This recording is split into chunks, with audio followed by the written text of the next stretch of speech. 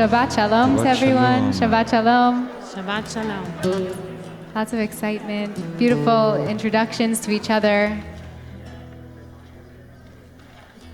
I had a meeting this week with a 7-year-old Kadima student. That's our religious school here at BJ. And she came into my office and they said to me, I have so many questions for you. I have so many questions. And without skipping a beat, sat down, looked me right in the eyes deeply and said, so, what do you think about God? It's good. You can't make it up.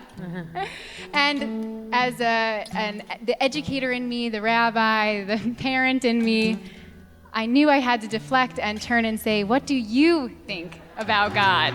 What do you think about God? And this is what they shared. They said, I think that God is the earth. I think God is the earth and everything that's inside the earth. And this week in Parshat Yitro, we encounter God. After we've been wandering in the desert, the Israelites make their way, or really we are making our way with them to Har Sinai to receive the Torah. It's a beautiful Shabbat. We go from freedom to receiving our Torah. And this part, there's one pasuk, there's one line that is in the midst of this beautiful and mystical and also scary scene. And it says, Vayered Adonai al Har Sinai el Rosh HaHar, that God came down upon the mountain, the top of the mountain, the Rosh of the mountain. Vayikra Adonai leMoshe el Rosh HaHar vayal Moshe. And God calls out to Moshe and says, come up the mountain with me. And the rabbis echo this Kadima student that I met with in their wisdom in the Midrash Tanchuma.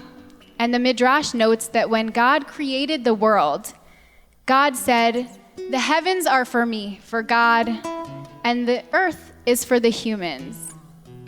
Hashamayim shamayim ladonai v'haaretz natan livnei adam. It's a pasuk, a line that we actually say in our Hallel service, that we say as in our liturgy for Rosh Chodesh, for holidays. But the Midrash continues. When God wished to give us the Torah, God rescinded this original decree and declared the lower realms and the upper realms can come together. The higher can come down, can descend, and the lower can ascend. And I myself, God, will begin. And that's what's written. It says God came down first, Vayered Adonai, and then called over to Moshe and said, come, join me up here on the mountain. It's pretty incredible to think of God coming to meet Moshe first and then making the invitation, God making God's way down. An invitation of ultimate unity, saying the world is not about boundaries, but about all of us and our interconnectedness. What God says in this moment of revelation is that the world can be and is a scary place, but we are all in it together. It's a message of unity. The entire world is connected, and not only the world, but the heavens and the earth. And sadly, it can often take moments of tragedy, like the earthquake that devastated the halfway around the world in Turkey and Syria, those who are already in a place of devastation, and the moments of us versus them that we continuously see over and over again, the ongoing war in Ukraine, the murder of Tyree Nichols, the murder of Israelis and Palestinians.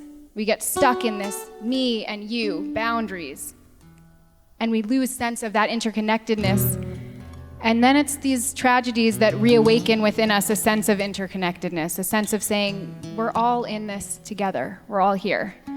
And I know it's not always the tragedies. I was thinking about a teaching that Rolly gave on the World Cup, or the times of joy when we feel really deeply connected. We feel like we're all in something together. And so I know it's not only those moments, but often the tragedies are the moments when we wake up and we say, this is my pain is yours and your pain is mine.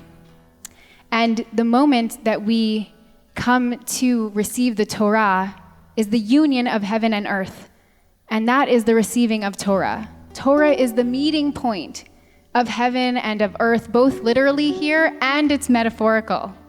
When we are open to learning from one another, to diving deeply into the complexity of family or family dynamics, when we are hopeful for redemption even in the darkest moments of our lives, when we are open to holy disagreements and acts of chesed and creating law and fighting for justice.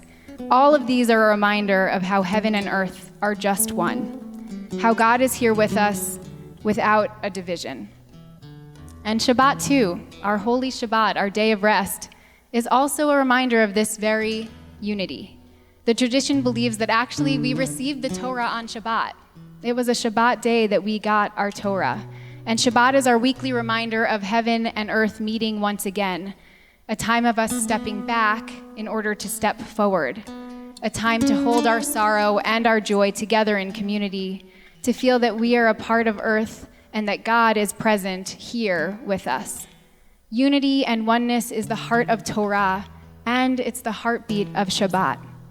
God is here with us on earth if we are open enough to see and to believe that God is the earth and the heavens, and that we are all connected both in our journey and in our sorrow.